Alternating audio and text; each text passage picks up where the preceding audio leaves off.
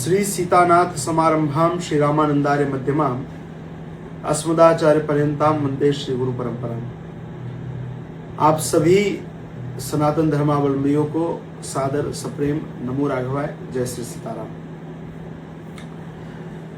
पिछले कुछ दिनों से एक चर्चा जनसामान्य में हो रही है और जिसको लेकर के जो राम भक्त है, जो सनातनी, उसके मन में पीड़ा है। एक ऐसा व्यक्ति जो कभी तो अपने आप को कोर्ट में नपुंसक कहता है, कभी अपने आप को गृहस्थ कहता है, किसी पर आरोप लगाना होता है, और फिर कभी कभी ब्रह्मचारी बन जाता है। एक आशुतोष पांडे उर्फ आशुतोष ब्रह्मचारी नाम का व्यक्ति 2-3 दिनों पूर्व उसने मेरे ऊपर एक आरोप लगाया कि मेरे द्वारा मेरे गुरुदेव को खतरा है। मैं लगभग, मुझे लगता है कि 13 वर्ष की आयु का था, तब से मैंने गुरुदेव की सेवा की है और मुझे लगता है कि वो सौभाग्य किसी को नहीं मिला होगा कि मैं उनके कंधे पर बैठ के घूमा। मैंने उंगली पकड़कर उनका चलना सीखा है। मुझे इस पे कोई स्पष्टता नहीं देनी है।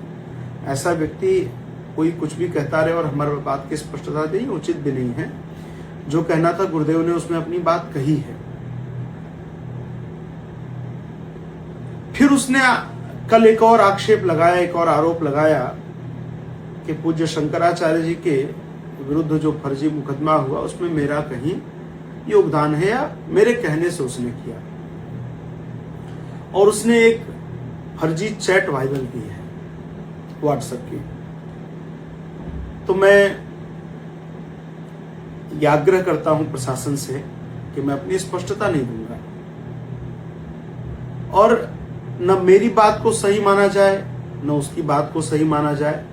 मेरा फोन उपलब्ध है और मैं किसी भी जांच प्रक्रिया में जाने के लिए तैयार हूं कि आज ही भारत सरकार सक्षम जांच एजेंसी, चाहे सीबीआई को करे चाहे सीआईडी को नियुक्त करे और इस बात की गंभीरता पूर्वक जांच कराए कि कोई व्यक्ति किसी के ऊपर फर्जी मुकदमा कैसे दर्ज करा सकता है। मैं आग्रह करता हूं, मैंने एक झूठे मुकदमे को झेला है। मैं जानता हूं कि इसकी पीड़ा क्या होती है। सत्य आपके साथ रहता है, सत्य आपका आत्मविश्वास है, लेकिन जिस सनातन और राष्ट्र के कार्यों के लिए आपने अपने घर परिवार सबको छोड़ा है, भगवान ने बड़े भाग्य से हमें मानव देह दिया है, बड़ी कृपा करके, वो जो समय, जो ऊर्जा नष्ट होती है उसकी कोई भरपाई नहीं है। मैं फिर से आग्रह करता हूं कि इस प्रकार का अपराध जिसने भी किया हो, सरकार सघनतापूर्वक इसकी जांच कराए और जांच करा करके जो भी इसका दोषी हो उसके विरुद्ध जो भी दंड हो सके वो देना चाहिए। और मैं सरकार से यह आग्रह करता हूं कि एक ऐसा व्यक्ति जो आदतन अपराधी है, जिसके ऊपर 28 से अधिक गंभीर धाराओं में मुकदमा है, जिसके ऊपर गैंग रेप से लेकर के, जालसाजी से लेकर के, धोखाधड़ी से लेकर के, गौकसी से लेकर के, फिरौती से लेकर के, ऐसा कोई मुकदमा नहीं है जो उस व्यक्ति के ऊपर नहीं हो। ऐसा व्यक्ति समाज में घूम रहा है, कभी किसी का भी नाम लेता है, कभी पूज्य योगी जी महाराज के लिए उल्टी सीधी बातें बोलता है, कभी पूज्य शंकराचार्य जी के लिए उल्टी सीधी बातें बोलता है, कभी मेरे ऊपर मिथ्या आरोप लगाता है, कभी कहता है कि हम किसी भी व्यक्ति को, अखिलेश यादव को उत्तर प्रदेश का मुख्यमंत्री बनाएंगे। तो ये है कौन ऐसा व्यक्ति?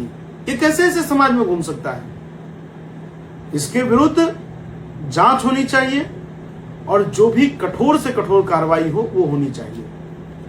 दूसरी बात, जो लोग कह रहे हैं कि इसका आश्रम से संबंध है, गुरुजी से संबंध है, मैं आप सबसे आग्रह करता हूं कि गुरुदेव देश भर में प्रवास करते हैं और प्रत्यक्ष अप्रत्यक्ष रूप से लाखों लोग उनसे मिलते हैं। बहुत सारे लोग सैकड़ों हजारों की संख्या में उनसे दीक्षा लेते हैं। तो दीक्षा लेने की प्रक्रिया में कोई ऐसा नहीं कि कोई चरित्र के प्रमाण की हम मांग करते हो या कोई पुलिस वेरिफिकेशन कराते हो। स्वाभाविक है कि जो लोग आते हैं उनको दीक्षा दी जाती है। तो ये व्यक्ति पहले भी कई संतों के साथ इसने छल किया है और फिर इसने आकर के गुरुजी से दीक्षा ली और गुरुजी के नाम का दुरुपयोग करना आरंभ किया और गुरुदेव ने मुझे उत्तराधिकारी बनाया है।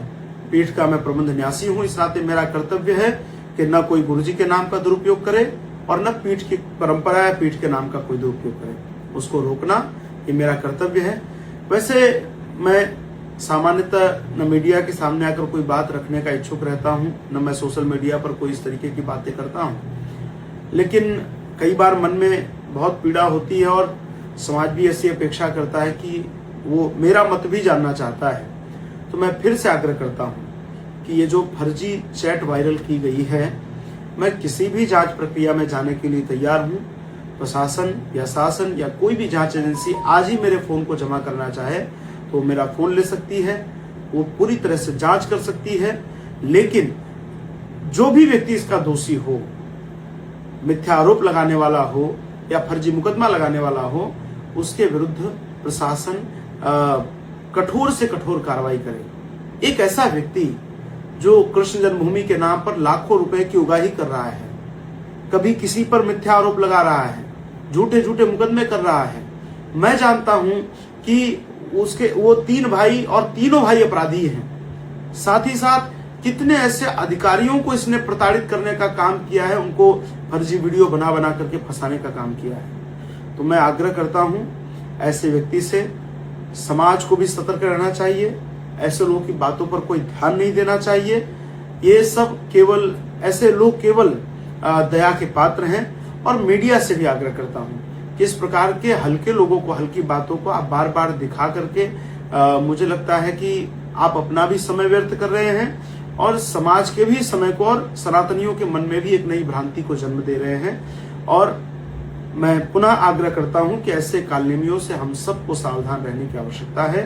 भगवान सबको सद्बुद्धि दे, इसी कामना के साथ जय श्री राम, नमो राघवाय।